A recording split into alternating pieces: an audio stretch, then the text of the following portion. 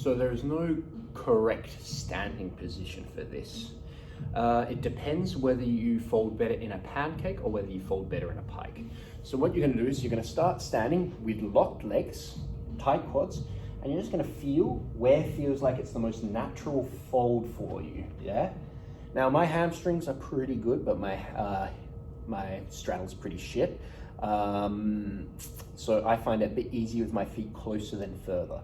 But that is completely individualized and independent. There is no right or wrong there.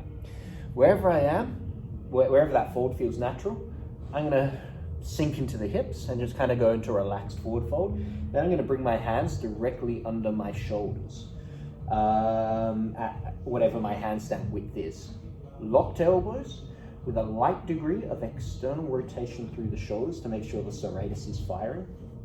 Then from there, that normal press idea of the scapula pushing the shoulder towards the hand, yeah?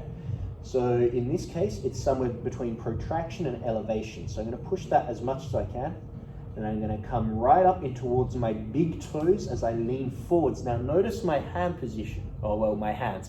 As I lean further forwards, my hands are forced to crimp more and more in towards the floor to save myself from knocking myself out on the floor, yeah?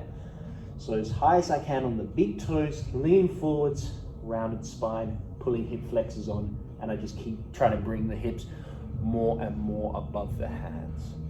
Now, I'm not expecting you to float during this drill, but if you watch, if I just continue that same pattern of going higher and towards the toes and leaning forwards, eventually the feet are just not required to be on the floor anymore, yeah?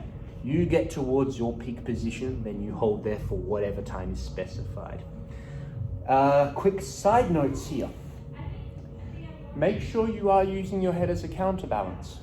Your head sits outside the base of support and is your end lever in that direction. A lot of people have the tendency to try to get more of their back working by doing something like this. If I cut out my head, that's a good lot of kilos that are now no longer being used to help counterbalance me and make my feet lighter. Yeah?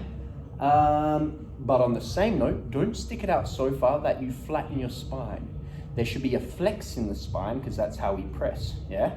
And if I'm sticking my head out, the more I stick my head out, the straighter the spine becomes, and the more I actually start switching in towards a planche position through the shoulders rather than a pressing position, yeah? So the idea is to imitate the strength requirement of the very bottom position. Now it's important as well to keep in mind that this is physically more taxing and more difficult than a press. So even if it feels like there's no way your feet are gonna come away during this drill, know that it is harder to make them come away through this drill than it is to actually do a press. So don't let that grind you down and make the press seem more impossible than it already feels, yeah?